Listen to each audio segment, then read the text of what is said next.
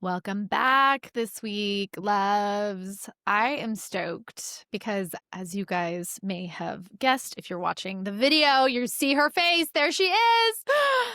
I have brought Quinn back to the podcast. It's been too long. It's been too Too long. Too long. long.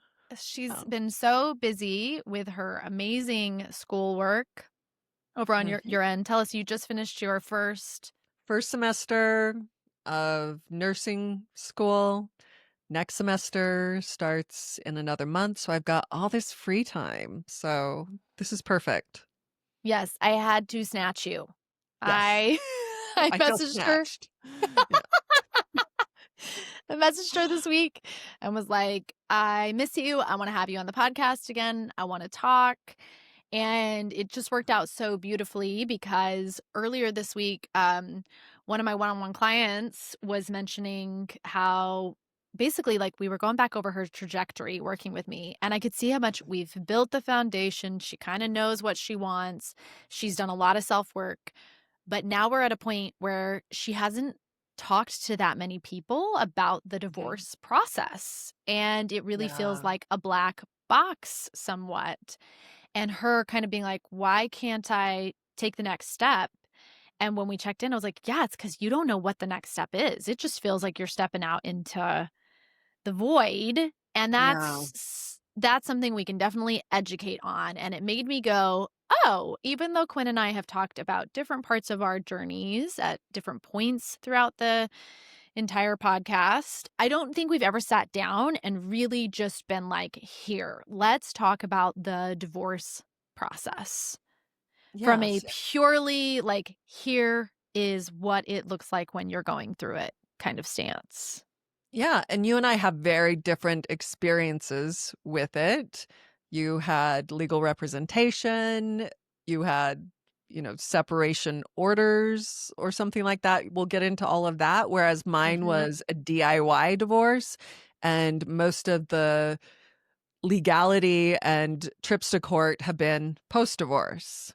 So, it's a Yeah. very different journey for both of us. Yeah, and I just thought it would be so nice to have an actual episode where we really just focus in on that and more of Mhm. the just the facts of, Mhm. talking to her, I realized like, yeah, that's the divorce you and I went through. We had really no clue. I Mhm. didn't have like an aunt or a friend or Mm-mm. somebody's mom or anybody that I could say, "Hey, you've been through divorce. Could you tell me a little bit what it's like?" Beyond, I knew my therapist had gotten divorced, but she had that professional, like, she couldn't That really boundary. Mhm. yeah, she couldn't really just sit down and be like, "Here's what my divorce looked like. Here are some of the things you might Right. expect. Here's some of the things that might kinda catch you off guard. Here's something to be aware of." Mhm. So, today, Quinn and I are going to try and walk you guys through for each of us just the unfiltered stages of Mhm. our divorce, especially for those of you that are like, I've never talked to anybody about divorce. I don't even know what a temporary order is. How do you Mhm. even file? What happens after you file? Like time frames. There's all Mhm. these, and it's different in every state. There can be different processes. I've seen that in the community. We're watching Mhm. that.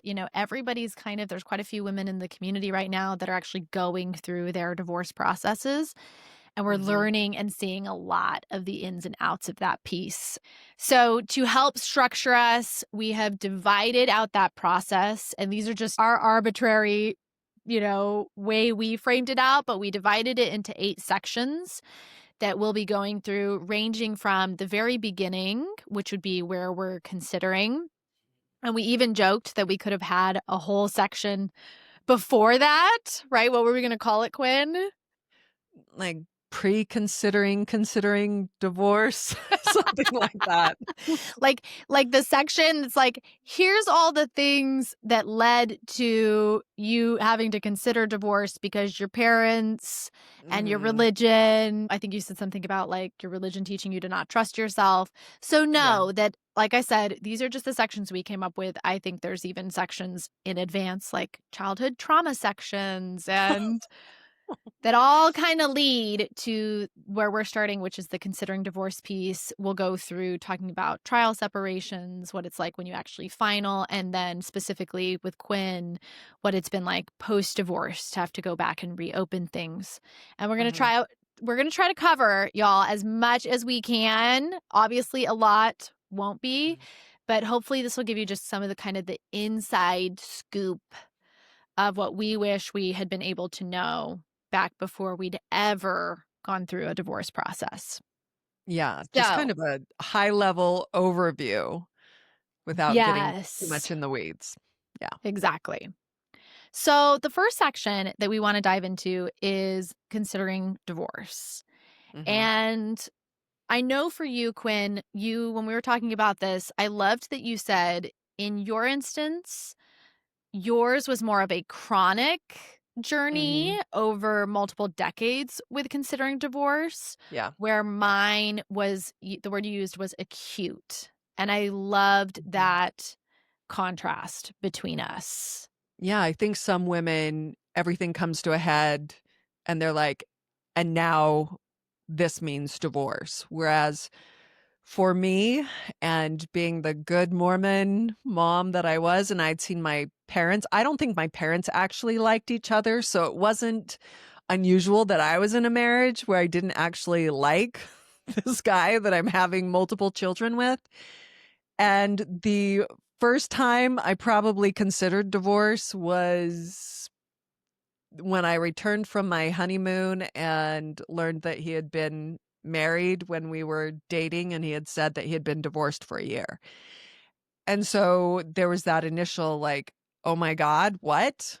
And then, over the next few months, but then I mean within a month I was pregnant and I felt like, "Okay, I'm just going to decide that this is what I chose," kind of that you made your bed, now lie in it. But Mhm. throughout our marriage, every wedding anniversary, I was like, "Oh my god, girl, you made it another year."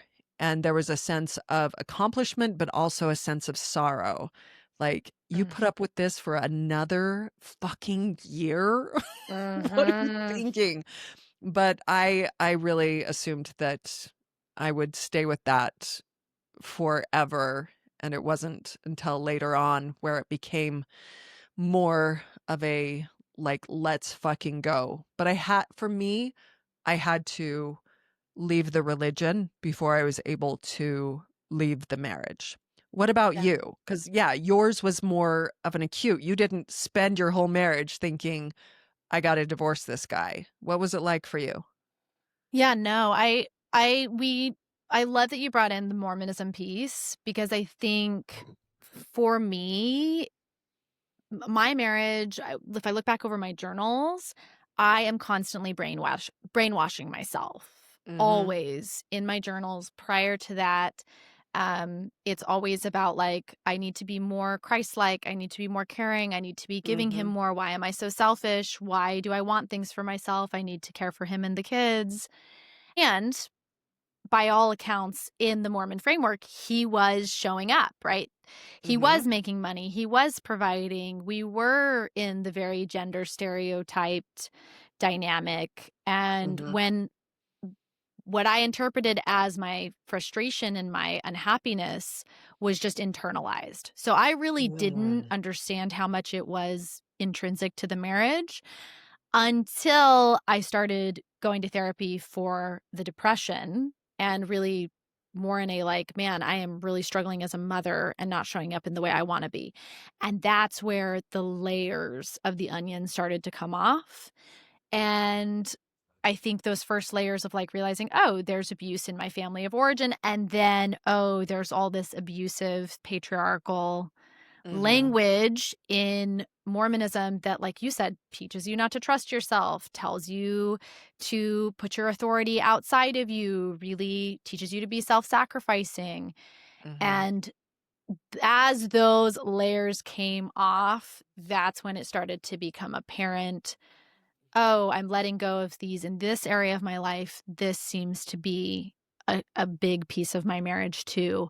And then the journey of like, well, how much can that change? And through realizing, nope, this is a huge part of just, how my partner sees the world and how our marriage has been formed, and it's not gonna be able to change enough.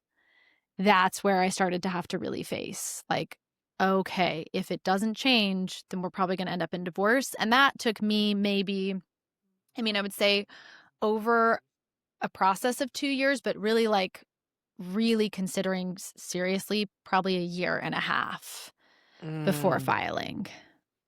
Yeah, I had tried to leave my marriage a couple of different times and we had reconciled. And those were just moments of clarity when I realized this is who he is. And this is really sick for me. This is a really bad situation for me and for my children. But the Mormonism for me was just so strong. And I watched my Mhm. parents. My mom wanted to get divorced at one point, and I think for 7 to 10 years, she really wanted a divorce. She was dealing with mental health and uncovering childhood abuse, and my dad was like, "You can, but, I'm not gonna divorce you. I'm not gonna divorce you." And she had married at 19, didn't have a way to support herself, and I saw my parents, quote, unquote, "come through that." But still, when my dad passed away, my mom could not wait to date and to live her life. Unfortunately, she was in her 80s, and Wow. so she Who has are you not. gonna date? Right? Bring an oxygen tank. Oh my god, Quinn. Yeah, yeah. I mean, I feel for her because I feel like I am the first woman in my family Yeah, to divorce the motherfucker and go yeah, live my life. Yeah. yeah. So, but it sounds like If for you, it's when you started getting more support through your therapist and your Mhm. best friend at the time who was able to start help coach your brain. That's Yeah. when there was more self-belief, self-trust, building up of yourself. Which was the same for you, because I Mhm. I just think it's so beautiful how our processes, I started coach training right after my divorce had finalized, and that's Mhm. where I met you, and you then through coach training Mhm.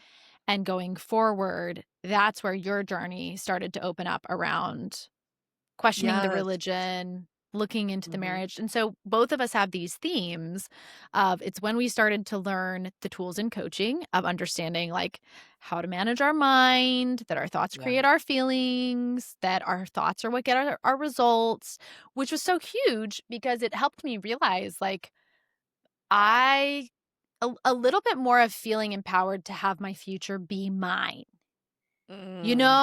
Like until that point, it's a mystery how people get results. It's a mystery Mhm. how you create things in the world. But when the model showed me, the model from Brooke Castillo, the life coach school, we've talked about it before on the podcast. But for those of you that are like, what is that?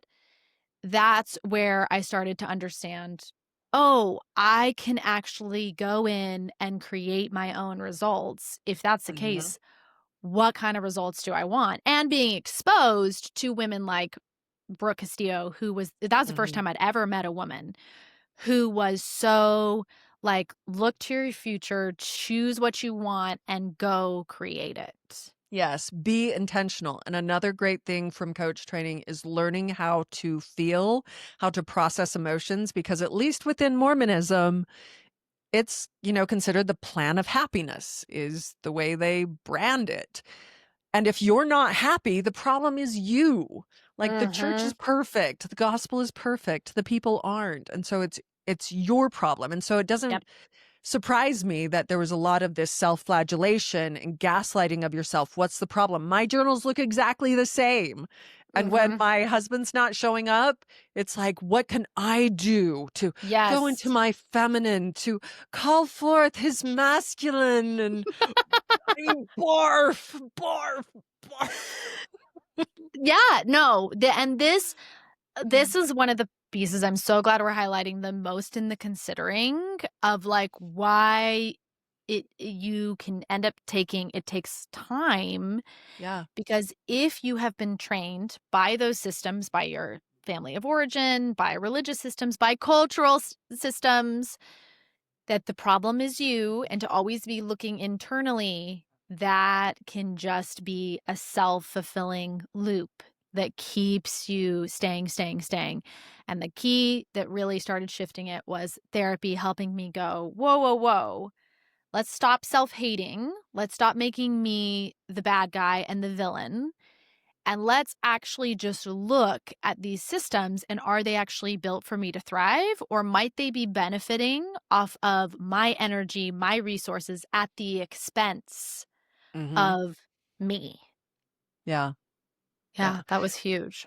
So tell me, was there like a moment where you're like, I'm gonna go, I'm getting a divorce, like you knew? Yeah, so I definitely had a moment where for that year and a half that I was like strongly considering.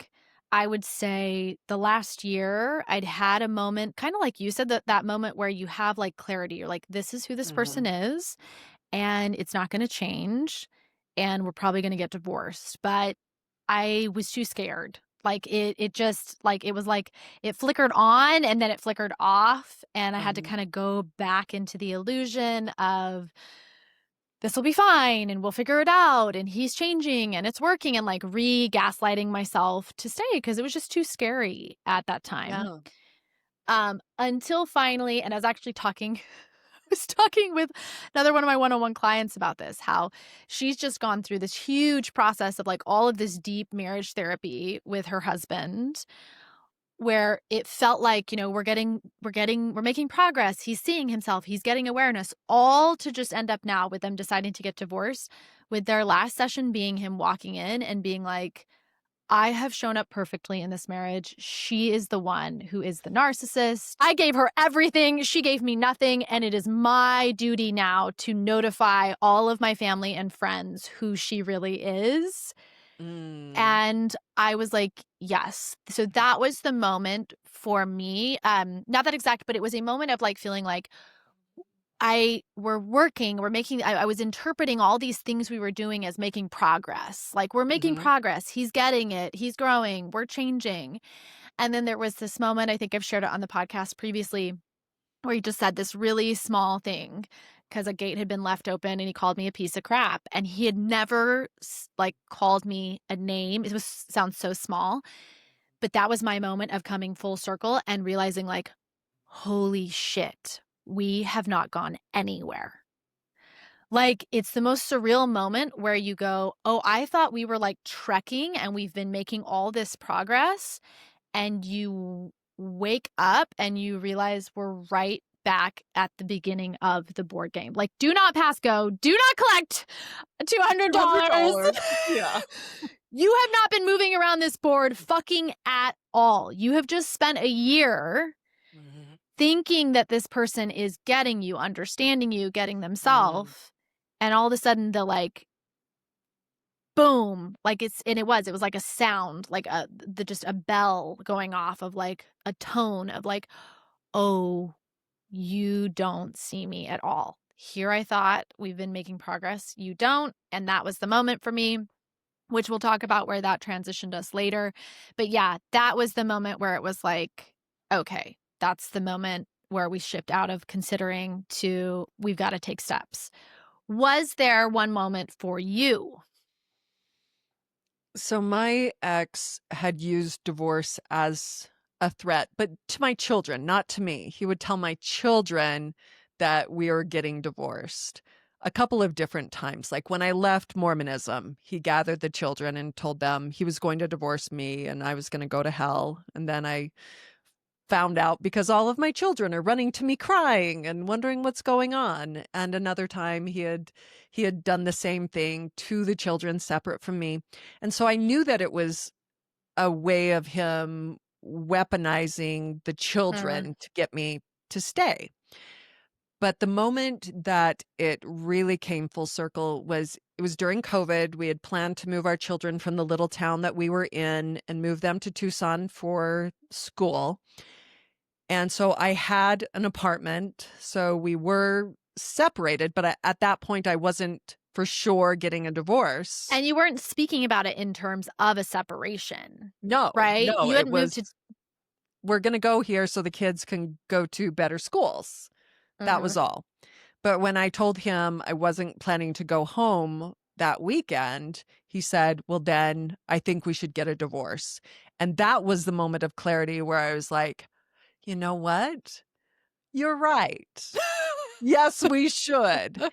And of course, he backpedaled pretty quickly, but I just kept going back to, no, you're right. I think that was a moment of clarity for you. I believe you. You're right. We should get a divorce. And I was willing to let him digest it. He's not a really quick thinker. Mhm. And so you need to talk to him ahead of time for him to digest something. So I was willing to allow him whatever time he needed.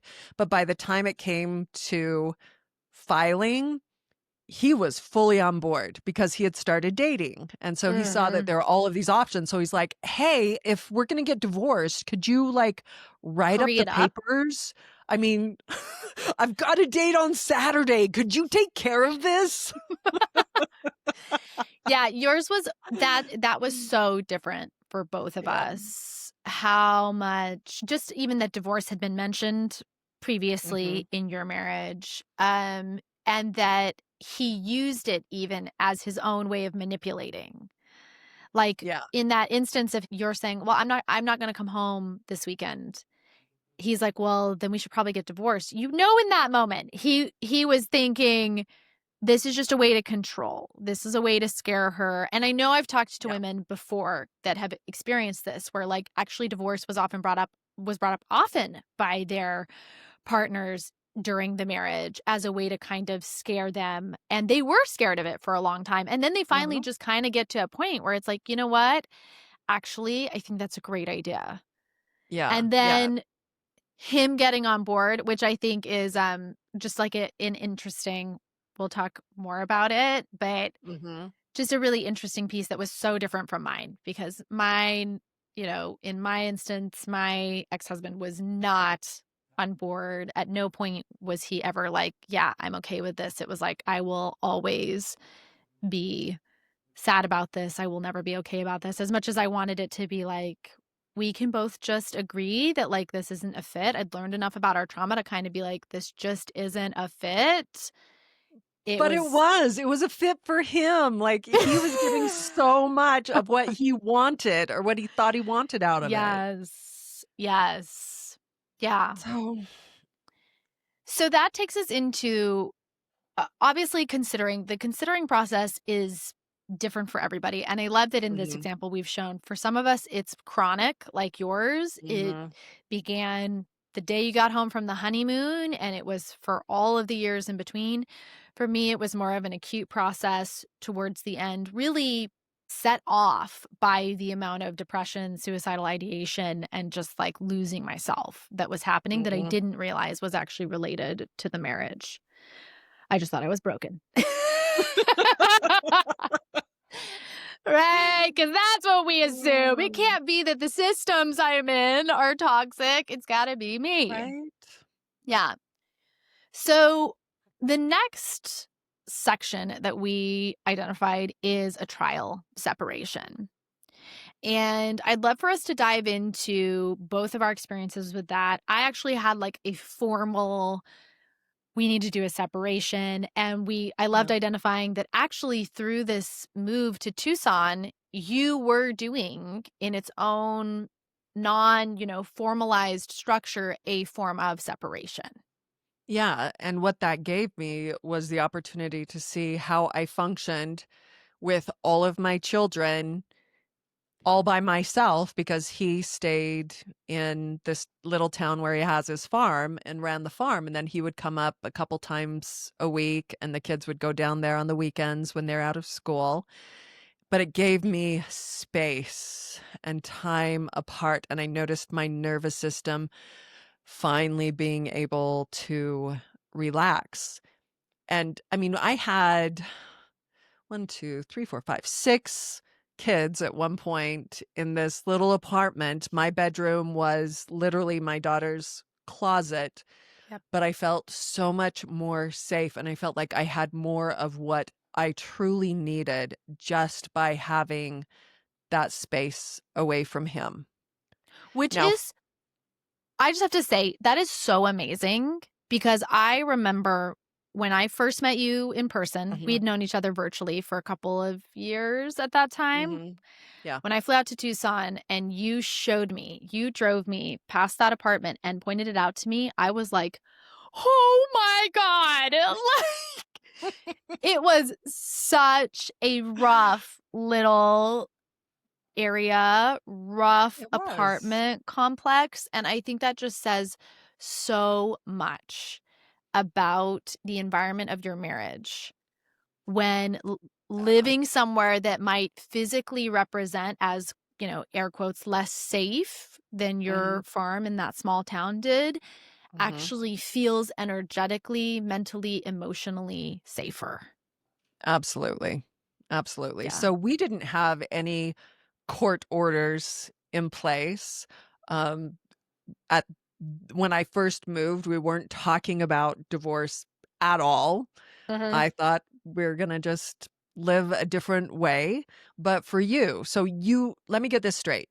So in order to have separation, do you have to have filed for divorce first? Tell me No. how this works. No, so that's the beautiful thing about doing a trial separate, and I mean, it's obviously you wanna look at your state on the different Okay. things because what we're talking about here with a trial separation is me just basically saying, like, "I need space. We Okay. need to try living separately," versus, I have a one-on-one client who lives in Virginia, and in Virginia, you have to have an established year of documented separation before you're even allowed to file.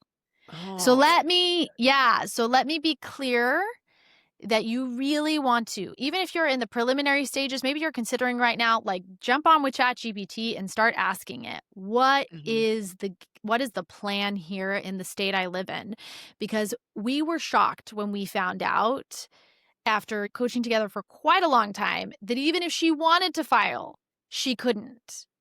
And that really helped us go, okay, you need to get on paper with him, written down, this is the date of the separation starting, whether you get divorced or not in the future, just so that it's Mm. documented so you have the option. That's not the case here in Texas. So this came more out of, after that incident with him saying, you're a piece of crap, and me going, oh my God, whoa, he does not see me. I still didn't think we were going to get divorced at that point. I just knew I'm deeply unhappy. This is not a fit. I don't think this person really knows me, and I don't want to be around them. I think I need some space to be able to see how do we feel when we're not together. And that was me just coming forward and saying, kind of based off of that comment, like, I am not happy. This is not good. And I need some space away from you. And we created up the separation, me and my therapist together, Oh. just some like preliminary ideas. I think the way we did it is I was like in the house with the kids during the week. That was just the easiest while they Mhm. were, going to school. And then on the weekends, I would leave and go to an Airbnb that I would find somewhere. Originally, I think I'd wanted him to actually like rent an apartment for the month and Mhm. he refused to. And so it fell back on me to try and figure out like how to facilitate it, which we see that often, Mhm. often when they are the one that is not wanting it, they are not going to help figure that out. You're going to have to Mhm. figure it out. And I think the biggest thing for me was being able to see us separating. At the time when we started it, I was not like, this is a divorce. It was just, I just need more clarity. I Mm. need some space to breathe, some space to figure out how I feel when you're not around. So that was the purpose of the separation for me, was Mhm. to really like address the hurt of that instant that had just happened and to be like, I am not happy. Things are not getting better. We've been doing this for a year now, Mhm. and I'm not going to do it any longer with things the way they are. So the purpose was I need to see what it feels like to be without you. And that's huge. You already said this because prior to that moment, you do get in your head about, can I do this all on my own? Right?